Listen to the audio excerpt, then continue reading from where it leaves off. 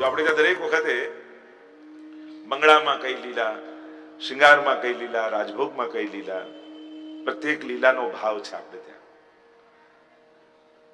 આપણે ત્યાં દર્શન કરતા પણ ભોગની મહત્તા વધારે છે. ઘણી વાર કહે છે અહીંયા આપણા અષ્ટ પ્રકારના દર્શન એટલે પુષ્ટિ માર્ગ એટલે સેવા કરના. ભોગ એ સેવા છે, દર્શન એ સેવા નથી. એ તો આપણું સુખ છે. ભોગમાં પ્રભુનું સુખ છે, દર્શનમાં ભક્તનું સુખ છે. એટલે મંગલ ભોગ, શિંગાર ભોગ, રાજભોગ, ઉત્થાપન ભોગ, તો જે અષ્ટયામમાં વિશેષ ભોગ આવે છે એ સેવા છે. દર્શન તો ઠાકોરજી કૃપા કરી, અને એટલા માટે આરોગ્ય પછી આપણે કુંવારો હોય, 56 ભોગ હોય કે અન્નકૂટ હોય, સામગ્રી સાથે દર્શન નથી થતા, પ્રસાદ સાથે દર્શન થાય છે. ઠાકોરજી અન્નકૂટ આરોગી લીધા છે, પછી જ ટેરો ખુલે છે. આરોગતા નથી હોતું. કુંવારો આરોગી લીધા છે, કારણ કે ભોગ ધરી દઈએ એટલે 3 વસ્તુ છે: સામગ્રી, પ્રસાદ અને ભોગ. કોઈ પણ મનોરથમાં તમે કુંવારો ધર્યો હોય, 56 ભોગ ધર્યો હોય કે રાજભોગ ધર્યો હોય, આરોગતા હોય ત્યારે આપણે શું કહીએ? હમણાં ભોગ આવે છે એમ કઈ 56 ભોગ આરોગે છે, અન્નકૂટ આરોગે છે, આપણે શું કહીએ? ભોગ આવે છે. ત્યારે બધી સામગ્રી ભોગ બની જાય છે. પ્રભુ એના ભોગતા છે. તો અહીંયા પ્રભુ યજ્ઞ કરતા પણ છે ને યજ્ઞ ભોગતા પણ છે. પ્રભુ જ ધરનારા છે અને પ્રભુ જ આરોગનારા છે. મહાપ્રભુજીનું નામ છે ને યજ્ઞ કરતા, યજ્ઞ ભોગતા. એટલે કરનારા પણ આપ અને આરોગનારા પણ આપ. શ્રી મહાપ્રભુજી શ્રી ગિરિરાજજી સાથે એટલા બધા કૃપા કરનારા છે. એટલે જ વલ્લભાખ્યાન વિશેષ લાઈન પ્રયુક્ત: ગિરિરાજ ને આશ્વાસ દીધો ધરી કોમલ ચરણ, અને હરખે તે સામા આવ્યા શ્રી ગોવર્ધન ઉદ્ધરણ. શ્રી મહાપ્રભુજી પ્રદક્ષિણા કરતા કરતા યમુનાજીના ઘાટ પર બિરાજ્યા, અને ત્યાં સાક્ષાત યમુનાજી પ્રગટ થયા. જો વલ્લભ સાથે જવાનો આગ્રહ કેમ રાખતા હોઈએ છીએ? એમ થાય કે ના, યાત્રા જઈશું કોઈ વલ્લભકુલ સાથે જઈશું, કોઈ વલ્લભ સાથે જઈશું. આ ભાવ કેમ? કારણ કે જ્યાં જ્યાં વલ્લભ પધારે છે ત્યાં ત્યાં એ સ્વરૂપો ને લીલા પ્રગટ થઈને અનુભવ કરાવે છે. ત્યાં એ લીલાઓ પ્રગટ થાય છે. અને એટલા માટે શ્રી વલ્લભ જ્યાં જ્યાં પધાર્યા છે ત્યાં એ લીલાઓ પ્રગટ થઈ છે. અને જે જે તીર્થોમાં પણ પધાર્યા એ તીર્થોના દેવતાઓ પણ આધિદૈવિક સ્વરૂપે પ્રગટ થઈ અને મહાપ્રભુજીના મુખે ભાગવતજીનું પારાયણ કરી શ્રવણ કરવા માટે ત્યાં પ્રગટ થયા છે. તમે 84 વૈષ્ણવની વાર્તાનું ચરિત્ર જુઓ, 84 બેઠકની ચરિત્ર તમે જુઓ, તો જ્યાં જ્યાં મહાપ્રભુજી ભાગવતજીનું પારાયણ કરે છે તત તીર્થના દેવતાઓ મનુષ્ય રૂપે, પુરુષ રૂપે, સ્ત્રી રૂપે આવી પ્રગટ થઈ અને ભાગવતજીના પારાયણનું શ્રવણ કરે છે. અને એટલા માટે આપણે ત્યાં એ આગ્રહ, એ વિવેક એ રાખતા હોય કે આ પ્રકારથી જવું. તો અહીંયા શ્રી મહાપ્રભુજી ગિરિરાજને આશ્વાસ દીધો. તો જ્યારે યમુનાજીના તટ પર પારાયણ કર્યું અને ત્યાં સ્વયં યમુનાજી પ્રગટ થયા, યમુનાષ્ટકનું ગાન થયું. એકાદશીની રાત્રિએ એક સમય ચિંતા ચિતાઈ, દૈવી કી વિદ જાની ન જાઈ, આસુરી સુમિલી રહત સદાઈ, और भिन्न होए सो कौन उपाय. साक्षात श्रावण श्यामले पक्षे एकादश्या महानिशि, साक्षात भगवता प्रोक्तम तदक्षर सौच्यते. અને એકાદશીની રાત્રિએ સ્વયં શ્રીનાથજી બાબા પ્રગટ થયા. ગદ્ય મંત્રનો ઉપદેશ આપ્યો, પણ સ્વરૂપ રૂપે માથે સેવામાં બિરાજ્યા નહીં. એ તો જ્યારે પરિક્रमा तीजी चिताई और झारखंड में प्रभु ने जताई, अब के मोही मिलो मन भाई. ત્રીજી પરિક્રમા કરી રહ્યા હતા, ઝારખંડમાં મહાપ્રભુજી બિરાજે છે અને ત્યાં શ્રીનાથજી બાબાએ આજ્ઞા કરી કે હવે હું ગિરિરાજજીની ભીતર બિરાજું છું, મારે હવે જગુદ્ધારક રૂપે બિરાજવું છે. આપ પધારો ને મારું મંદિર સિદ્ધ કરો. અંબાલામાં રહેતા પૂરણમલ ક્ષત્રિયને આજ્ઞા કરી કે જેને ક્યારેય શ્રીનાથજીના દર્શને કર્યા નથી, જેને ખબર પણ નથી, પણ અહીંયા પ્રગટ પહેલા થવા માટે શ્રી મહાપ્રભુજીને આજ્ઞા કરી અને મહાપ્રભુજી પરિક્રમા પૃથ્વી છોડીને અને સીધા પધાર્યા બ્રજમાં. અને અહીંયા જયારે ગિરિરાજજી પર આવ્યા, પહેલા દિવસે વાત કરી ગોવર્ધન સ્થિતિ ઉત્સાહ, ત્યાં વિરાજવું ગમે છે મહાપ્રભુજીને, ઉત્સાહ છે. અને તલ લીલા પ્રેમ પૂરિતા, એ લીલાથી જ પૂરિત છે. તો કે ગિરિરાજજીને આશ્વાસનની જરૂર કેમ? આશ્વાસન કોને અપાય? જેને કોઈ દુઃખ હોય, એને આપણે આશ્વાસન આપીએ. કોઈ વાતથી કોઈ દુઃખી હોય તો આપણે જેને આશ્વાસન આપીએ. તો અહીંયા વલ્લભાખ્યાનમાં શબ્દ પ્રયુક્ત કર્યો, ગિરિરાજને આશ્વાસ દીધો ધરી કોમલ ચરણ અને હરખેત સામ આવ્યા શ્રી ગોવર્ધન ઉદ્ધરણ. ગિરિરાજજીને શું દુઃખ હતું? હરિદાસ વર્રે છે ગિરિરાજ બાબા. અને ભક્તોને દુઃખ કયું હોય? વૈષ્ણવ દેહ મળ્યો, લીલાના જીવ છીએ, મહાપ્રભુજીના સેવક થયા, પણ હજી આ દેહથી ભગવત સેવા નથી થતી. ભક્તને સૌથી મોટું આ દુઃખ છે. ભક્તનો આ સૌથી મોટો તાપ છે. એટલે હું તો ઘણી વાર કહું, જીવનના દુઃખોને સમાપ્ત કરવા માટે કોઈ એવું સુખ નથી જે આપણા દુઃખોને સમાપ્ત કરી શકે. દુઃખનો અંત ક્યારે પણ સુખથી નહીં આવે, કારણ કે એ જ સુખ જેને આપણે સુખ માનીએ છીએ, થોડા સમય પછી એ જ દુઃખનું કારણ થઈ જાય છે. જે કાર આવી તમને સુખ આપ્યું, વર્ષ પછી એ જ બગડે તો એ જ દુઃખનું કારણ બની જાય. જે ઘર મળ્યું અને સુખ થયું, ઘણી વાર એ તૂટે બગડે થાય તો એ જ દુઃખનું કારણ બની જાય. જે સ્વજન મળ્યા સુખ થયું, ઘણી વાર એ જ દુઃખના કારણ. આવેલા ને મેળવેલા સુખો જ આપણા જીવનમાં દુઃખના સૌથી મોટા કારણ છે. એટલે કોઈ સુખ દુઃખનો વિરામ ન કરી શકે, પણ સાચા દુઃખનો અનુભવ, સાચા દુઃખનું ભાન એ જ સંસારના સર્વ દુઃખોની સમાપ્તિ કરી શકે. અને વૈષ્ણવનું સાચું પરમ દુઃખ કયું છે? તો કે ભગવાન કૃષ્ણથી વિખુટા પડે હજારો જન્મોનો અંતરાય થયો છે. અને એ કૃષ્ણની પ્રાપ્તિ માટેનું જે તાપ ક્લેશનો આનંદ જેના હૃદયમાં તિરોધાન થઈ ગયો છે.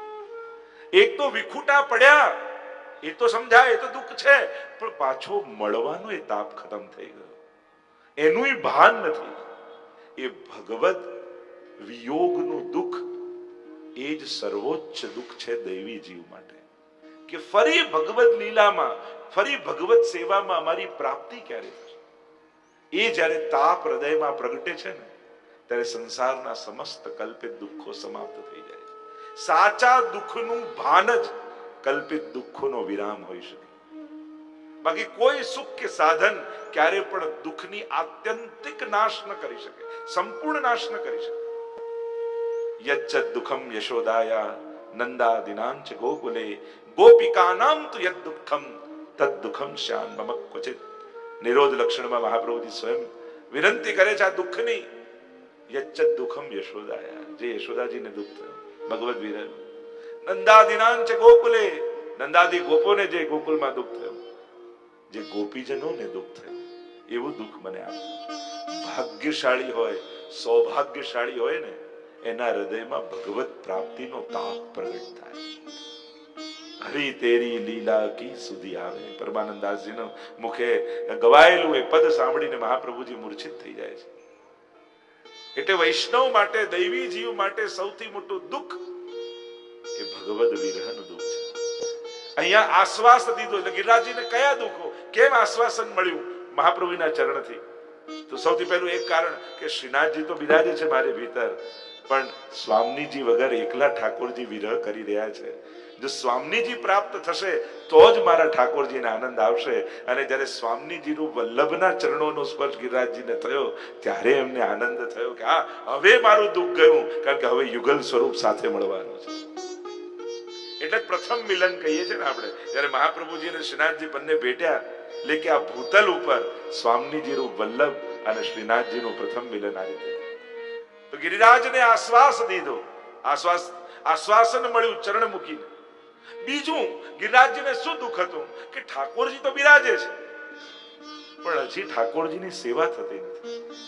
હા, ગાય આવે છે, દૂધ રવી જાય છે, એ બધું જ બરાબર, પણ હજી ઠાકોરજીની સેવા થતી નથી. અને વૈષ્ણવને એ વાતનું દુઃખ. જો ગિરિરાજજી તો હરિદાસ વર્રે છે, પરમ વૈષ્ણવ છે, એટલે ગિરિરાજ બાબાને બીજો તાપ એ છે કે પ્રભુ બિરાજે છે, છતાં એમના સુખનો વિચાર હું નથી કરી શકતો. ઘણી વાર વૈષ્ણવને એમ થાય ને કે હજી જે રીતે પ્રભુને સેવામાં લાલ લડાવવા જોઈએ, હજી મિશ્રિત ધરીએ છે, હજી સુકોમેવ ધરીએ છે, હજી હાથ ધરીએ, એ ધરે ખરા, પણ હૃદયમાં એને તાપ રહે કે મારા પ્રભુ મારા બધા જ સુખનો વિચાર કરે છે, પણ હું એમના કોઈ સુખનો વિચાર નથી કરી શકતો. મારા સુખ માટે પ્રભુએ બધી જ વ્યવસ્થા કરી દીધી, પણ એમના સુખ માટે હું કોઈ વ્યવસ્થા નથી કરી શકતી. આ વૈષ્ણવને તાપ થાય. આ બીજો વિરહ, બીજું દુઃખ ગિરિરાજજીને હતું, પણ વલ્લભના ચરણ પડ્યા ને એટલે હવે આનંદ થયો કે હવે મહાપ્રભુજી પધાર્યા અને વલ્લભના ચરણોનો સ્પર્શ થયો તો હવે સેવા રીત પ્રીત વ્રજ જનકી જનહિત જગ પ્રગટાઈ और પ્રગટ ભય માર્ગ રીત. નવનીતલાલની સેવા તો મહાપ્રભુજી કરી રહ્યા છે, પણ શ્રીનાથજીની સેવા જ્યારે વ્રજ ભક્તોની રીત અને પ્રીતિ થશે ત્યારે જગતમાં સેવા માર્ગ પ્રગટ થશે. અને નિકુંજ નાયક શ્રીનાથજી મારી ભીતર બિરાજી રહ્યા છે, પણ હજી વ્રજ ભક્તો વ્રજમાં હોવા છતાં વ્રજ ભક્તોના ભાવથી લાલ નથી લડાઈ શકતા. એટલે હવે મહાપ્રભુજી પધાર્યા એટલે હવે પાઠ બિરાજશે શ્રીનાથજી અને આખો એ સેવા ક્રમ શ્રીનાથજી બાબાનો થશે. એટલે ગિરિરાજને આશ્વાસ દીધો ધરી કોમલ ચરણ. ગિરિરાજજીને આશ્વાસન થયું. ત્રીજો પ્રકાર આશ્વાસન દુઃખ શું હતું? અને દુઃખ હતું ગિરિરાજ બાબાને કે શ્રીનાથજી પ્રગટ થશે, શ્રીનાથજી બિરાજી રહ્યા છે, પણ જ્યારે શ્રી વલ્લભ પધારશે અને વલ્લભ બિરાજશે અને પછી વલ્લભના ઘરે ગુસાઈજી પધારશે અને એ ગુસાઈજી પધારી અને શ્રીનાથજીનો વૈભવ વધારશે. પણ એ ક્યારે થાય? જ્યારે મહાપ્રભુજી શ્રીનાથજીને પ્રસ્થાપિત કરે અને જગુદ્ધારક રૂપે બિરાજે. એટલે કે બ્રજમાં બ્રજેશ બિરાજી રહ્યા છે ગિરિરાજજીની ભીતર, પણ હજી સારસ્વત કલ્પમાં જે જે લીલાઓ ઠાકોરજીએ કરી એ લીલાઓ હજી શરૂ નથી થઈ. કારણ કે જ્યાં સુધી મહાપ્રભુજીનો સ્પર્શ ન થાય ઠાકોરજીને ત્યાં સુધી એ લીલાઓ શરૂ ન થાય. જો અષ્ટસખાની પણ ભગવદીઓના ચરિત્ર તમે જુઓ, ભલે અષ્ટસખાએ પદ ગાયા, પણ જ્યાં સુધી મહાપ્રભુજી નહોતા મળ્યા અને બ્રહ્મ સમન નતું આપ્યું ત્યાં સુધી વિરહ અને દીનતાના પદ ગાતા, પણ લીલાના પદ તો ત્યારે જ ગાયા જ્યારે મહાપ્રભુજીએ બ્રહ્મ સંબંધ આપ્યો. આ બધા 84-252 જો 3 જન્મની વાર્તા આપણે કહીએ છીએ ને, 3 જન્મની વાર્તા 84 વૈષ્ણવમાં લખ્યું, 252 માં લખ્યું 3 જન્મ કી વાર્તા. તો 3 જન્મ કયા? તો એક જન્મ તો એ છે કે જે મા બાપ ને ત્યાં એક માને ત્યાં દીકરા રૂપે કે દીકરી રૂપે માણસનો ભૌતિક જન્મ થાય. બીજો જન્મ એ છે કે જે બ્રહ્મ સંબંધ આપીને નવો જન્મ મળે, અને ત્રીજો જન્મ જે લીલામાં એમનું સ્વરૂપ છે. એટલે કે મૂળ લીલામાં પ્રાગટ્ય, પછી ભૂતલમાં સંસારમાં પ્રાગટ્ય, અને ત્રીજું એક વૈષ્ણવ તરીકેનું પ્રાગટ્ય. જ્યારે મહાપ્રભુજીના સેવક થાય અને ભગવત સેવામાં જોડાય ત્યારે એનો નવો જન્મ. આપણે તો વાર્તા સાહિત્યમાં પ્રસિદ્ધ છે ને, બ્રહ્મ સંબંધ કરવાથી નવો જન્મ થાય. પેલા વૈષ્ણવે પરીક્ષા કરી અને ધનની જે ઉધાર લીધું હતું ને પેલાને કહ્યું કે તમે આ જન્મમાં મને કોઈ રૂપિયા આપ્યા નથી, તમે કહો તો પરીક્ષા આપો. અને પરીક્ષા આપી અને અગ્નિથી હાથે ન દાજ્યો. એને આશ્ચર્ય થયું કે મેં આપ્યા છે ઉધાર અને અગ્નિ પણ એને સાથ આપે છે, પરીક્ષા પણ થઈ છતાં એનો હાથ ન દાજ્યો, આવું કેમ સંભવે? તો કે બ્રહ્મ સમન પહેલા તે આપ્યા હતા, બ્રહ્મ સમન પછી તો મારો નવો જન્મ થયો એટલે આ જન્મમાં મેં ગ્રહણ નથી કર્યું. એટલે બ્રહ્મ સમન થી નવો જન્મ થાય છે. આ ભાવ આપણે ત્યાં છે. તો શ્રી ગિરિરાજ બાબાને એમ થયું લીલામાં મારું પ્રાગટ્ય થયું, અહીંયા શ્રીનાથજી બાબા પધાર્યા અને વ્રજમાં હું આવી ગયો, પણ શ્રી વલ્લભનો સ્પર્શ થશે ને તો ઠાકોરજીની સેવાનો અધિકાર મને મળશે. શ્રી સ્વામીજીની કૃપા થકી ત્યાં તો અધિકાર છે, પણ અહીંયા લીલામાં આ ભૂતલ ઉપર શ્રી વલ્લભના સ્પર્શથી મને જે સારસ્વત કલ્પમાં પણ લાભ નહોતો મળ્યો એ લાભ હવે શ્રી વલ્લભની કૃપાથી કલયુગમાં મળવાનો છે. કારણ કે સારસ્વત કલ્પમાં ગિરિરાજ બાબા, અરે હું તો કહું યશોદાજીને પણ, હું તો વૈષ્ણવને એટલા ભાગ્યશાળી કહું છું કે યશોદાજીને તો 11 વર્ષ ને 52 દિવસ જ સેવા મળી હતી, તમારા ઘરે તો 50-50 વર્ષથી ઠાકોરજી બિરાજે છે. એટલે જે સુખ યશોદાજીને નથી મળ્યું એ લાભ, એ સુખ અને સૌભાગ્ય મહાપ્રભુજીની કૃપાથી તમને મળી રહે. તમારે ત્યાં તો પેઢીઓથી ઠાકોરજી બિરાજે છે. એટલે વ્રજવાસીઓને પણ 11 વર્ષ જ તો જે સુખ સેવાનું સારસ્વત કલ્પમાં ગિરિરાજજીને નહોતું મળ્યું એ મહાપ્રભુજીના ચરણ પધરાવાથી સેવા રીત પ્રીત વ્રજજન કી. અને એટલા માટે 7મા આખ્યાન ગોપાલદાસજી જો અને ગુસાઈજી રોજ બધા શૃંગાર વસ્ત્ર આદિ શું ધરાવવાના છે એ બધા જ લઈ અને ગિરિરાજજી ઉપર રોજ પધારે ગુસાઈજી. અને ત્યાં નવનીત પ્રિયાજીની સેવા પહોંચી અને અહીંયા શ્રીનાથજી બાબાની સેવા કરે. અને સુંદર સુંદર સામગ્રીના અનેક પ્રકારના પ્રસંગો તમે 84-252 શ્રીનાથજી ચરિત્ર આદિમાં વાંચી શકો છો. અનેક કેટલા એટલે કે જે સારસ્વત કલ્પમાં પણ સુખ ગિરિરાજ બાવાને નથી મળ્યું એ સુખ શ્રી મહાપ્રભુજીએ પધારીને ગિરિરાજજીને આપ્યું છે. કારણ કે આવા અષ્ટયામની સેવાનું સુખ ત્યાં સારસ્વત કલ્પમાં મળ્યું નથી. કારણ કે ત્યાં ભીતર સેવા થાય, પણ ગિરિરાજ બાવાની ઉપર જે ગુસાઈજીએ સેવાક્રમ એટલે કે ગુસાઈજીનો સેવાક્રમ તો એવો છે કે સારસ્વત કલ્પમાં પણ જે સૂક્ષ્મ શ્રમ ઠાકોરજીને પડતા હતા એ પુષ્ટિ માર્ગના સેવાક્રમમાંથી કાઢી દીધા. એટલે કે યશોદાજીના પ્રકારમાં પણ જે સૂક્ષ્મ ક્રમો હતા જેમાં શ્રમ રૂપ હતા એ આપણા સેવાક્રમમાં નથી થતા. ફૂલન કી ગાદી ફૂલન કે તકિયા આપણે ત્યાં પદ સાહિત્યમાં આવે, પણ સેવાક્રમમાં ક્યારે ફૂલની ગાદી નથી બીજાવતી. કારણ કે ત્યાં તો ઠાકોરને શ્રમ પડે. ધરી અંગીઠી સુખદાયી રુચિ રુચિ સખિયન, તો સૈયા મંદિરમાં અંગીઠી નથી આવતી. એટલે કે એવા તો ઘણા કડવો તેલ તરી રાખ્યો નિત્યલીલામાં તમે જુઓ મિરચન કે શાક આદિ, તો ત્યાં સેવાક્રમમાં નિત્યલીલામાં યશોદાજીને ત્યાં છે, પણ ગુસાઈજીના સેવાક્રમમાં નથી આવતું, એ નથી વપરાતું. એવા ઘણા ક્રમો હતા જે સારસ્વત કલ્પમાં યશોદાજીના ઘરે બિરાજતા અને ત્યારે વ્રજભક્તો કે યશોદાજી લાલ લડાવતા એમાં જે સૂક્ષ્મ શ્રમો પડતા ને એ આપણા સેવાક્રમમાંથી ગુસાઈજી મહાપ્રભુજી કાઢી દીધા. એટલે જે સુખ શ્રી વલ્લભ અને ગુસાઈજી આપ્યું એ તો યશોદાજીના ઘરે ન મળ્યું. એટલે ઠાકોરજી પોતે બોલ્યા, રહ્યો મોહે શ્રી વલ્લભ ગ્રહ ભાવે, ભોગ શ્રૃંગાર યશોદા મૈયા, શ્રી વિઠ્ઠલનાથ કે હાથ કો ભાવે. તું ડરી માખણ દૂધ છીપાવે, તું તો ઘણું બધું હોય એમાંથી થોડું થોડું કાઢીને મને આપે છે, અને ગુસાઈજી તો બધું જ ભોગ ધરી દે છે. સર્વ સમર્પિતમ ભક્ત્યા કૃતાર્થોસી સુખી ભવા, સર્વ સમર્પણ કરીને સુખી થઈ જાય. તો એવા તો ઘણા ચર્ચાઓના વિસ્તાર છે. તો ગિરિરાજને આશ્વાસ દીધો ધરી કોમલ ચરણ, એટલે શ્રી મહાપ્રભુજીના ચરણ ગિરિરાજજી પર પધાર્યા અને ગિરિરાજ બાબા અતિ પ્રસન્ન થઈ ગયા કે હવે માદરી ભીતર બિરાજતા શ્રીનાથજીને પરમ સુખ મળશે. ગઈકાલે જે આપણે ચર્ચા ભગવત સ્વરૂપ ગિરિરાજ બાબાની ચર્ચા કરી રહ્યા હતા, ગોવર્ધન યાગની ચર્ચા કરી રહ્યા હતા, અને ત્યાં શૈલોસ્મી કહી અને હજારો ભુજાઓ ધારણ કરી ગિરિરાજ બાબા. જો આપણે ત્યાં હજારો ભુજા ધારણ કરનારા, એક તો સુદર્શનજીના જયારે દર્શન કરીએ ત્યારે એમાં સુદર્શન રૂપ શ્રીનાથજીના દર્શન થાય, યા ગીતાજીમાં વિરાટ સ્વરૂપ પરમાત્માના દર્શન કરીએ ત્યારે દર્શન થાય. પણ એક શૈલોસ્મી કહીને સહસ્ત્ર ભુજા ધારણ કરી ગિરિરાજ બાબાએ. ત્રણેયમાં ફરક છે. સુદર્શનજીમાં તો હથિયારો છે હાથમાં જુદા જુદા, અને વિરાટ સ્વરૂપમાં પણ તે તો ભક્તની રક્ષા આદિ માટે છે. પણ ગિરિરાજ બાબા હજારો હાથ એટલા માટે ધારણ કરે છે કે જેમ સહસ્ત્ર રસના ક્યો ન દઈ વિધાતા, 41 પદમાં કહીએ ને કે આ એક જ જીવા ગુણ અપાર મુખ એક કહાલો બરનીએ, કે અનંત ગુણ ભૂષિત એવા યમુનાજી કે અનંત ગુણોથી ભૂષિત, અને ગાવા માટે એક જીવ. આ તો આખો દરિયો મૂક્યો હોય ને આપે ચમચી ગયેલો આનાથી ઉલેચો, હવે સંભવ થાય? તો સહસ્ત્ર રસના ક્યો ન દે, યા શેષ સહસ્ત્ર મુખ નિષદિન ગાવત તોહુ પાર ન પાવત તાહી પાવ. કે પ્રભુના ગુણ પણ એવા છે કે શેષ નાગ હજારો મુખોથી એના ગુણ ગાય છે, છતાંય ગાય નથી જા શકતા. તો સહસ્ત્ર રસના ક્યો નથી, તો હજારો જીવ કેમ ના આપી? તો ગિરિરાજ બાબાએ વિચાર કર્યો કે પ્રભુની તો કેટલા પ્રકારની સેવાઓ છે, કેવા પ્રકારના ઉત્સવો ને કેટલા મનોરથો, આ બે હાથથી આ બધી સેવાઓ કેમ પહોંચાય? એટલે હજારો હાથ ગિરિરાજ બાબાએ શેના માટે ધારણ કર્યા? ભગવત સેવા માટે. ઘણી વાર સેવામાં પહોંચતા હોય તો વૈષ્ણવને એમ થાય કે આ બે હાથથી તો નથી પહોંચાતું, હવે આમાં હજારો હાથ હોય. જો હું તો હંમેશા કહું, દર્શન કરતા હોય ત્યારે હંમેશા ઠાકોરજી પાસે ઉભા રહીને એવું ભાવ રાખો કે આ બે જાગ કેમ આપી?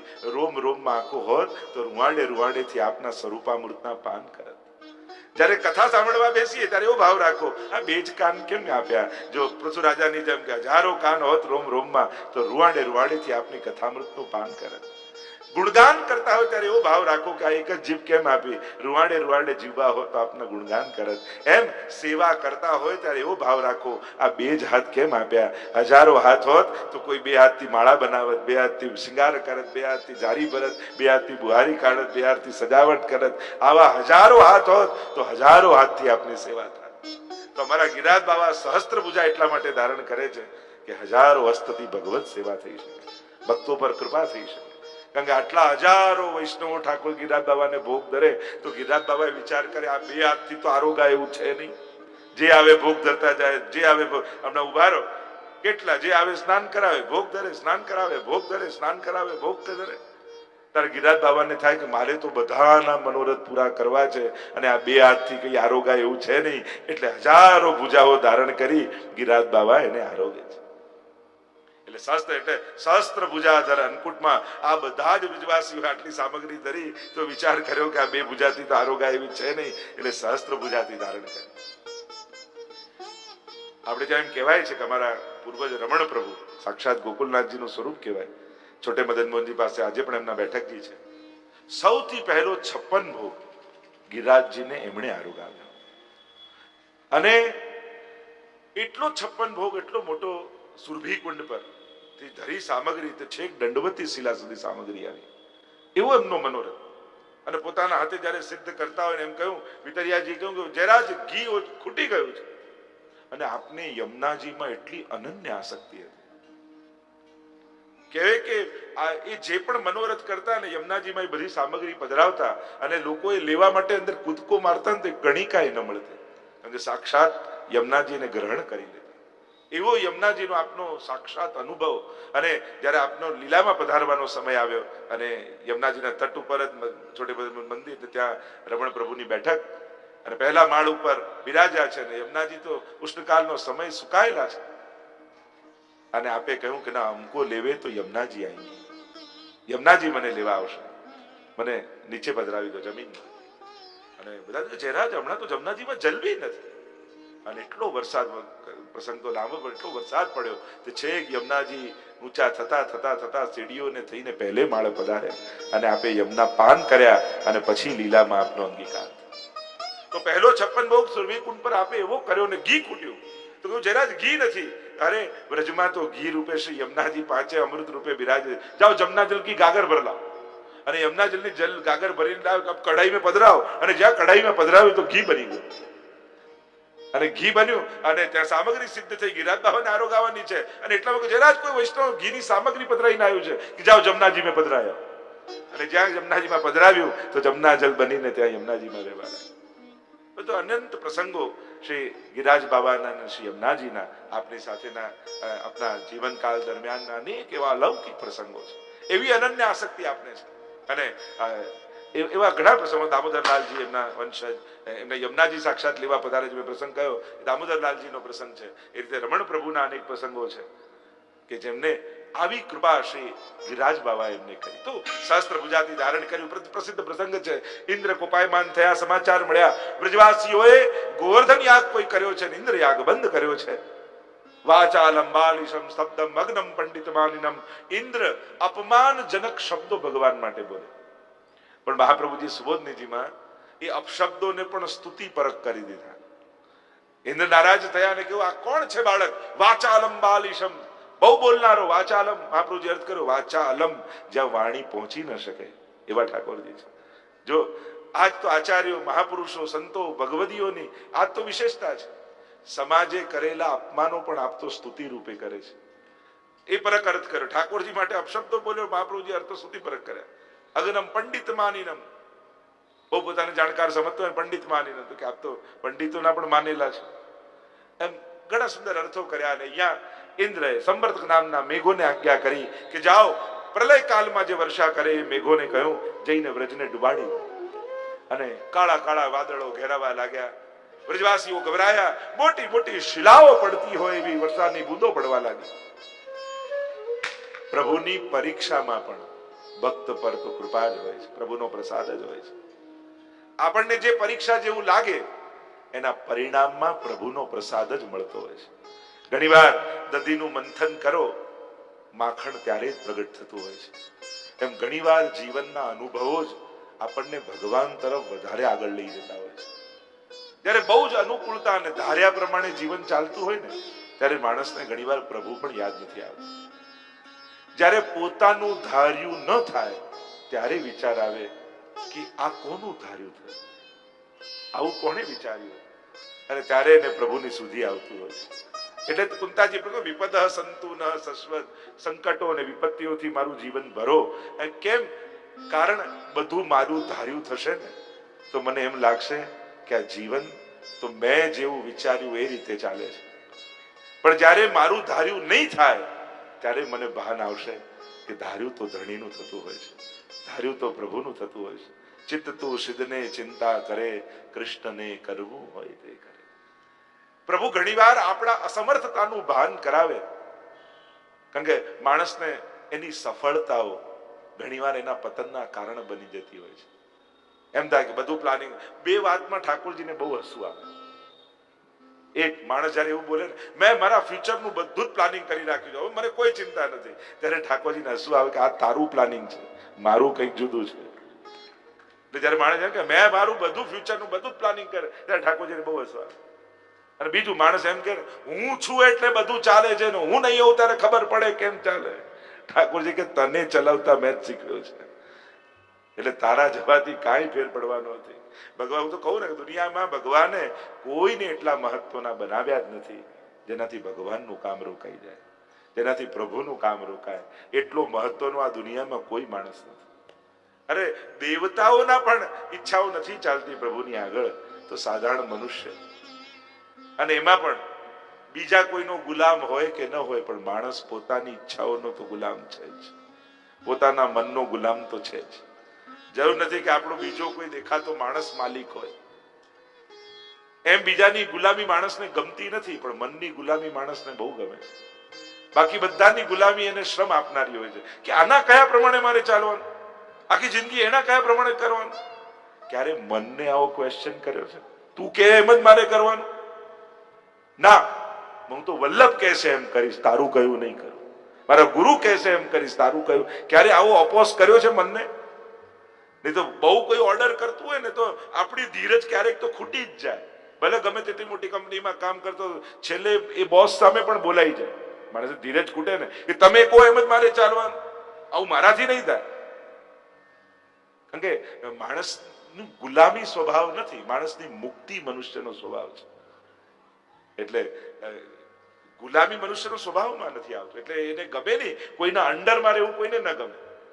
મુક્તિ જ મનુષ્યનો સ્વભાવમાં છે, નેચરમાં મુક્તિ જ છે, એટલે બધેથી મુક્ત થવા માંગે, ઈચ્છા માંગે.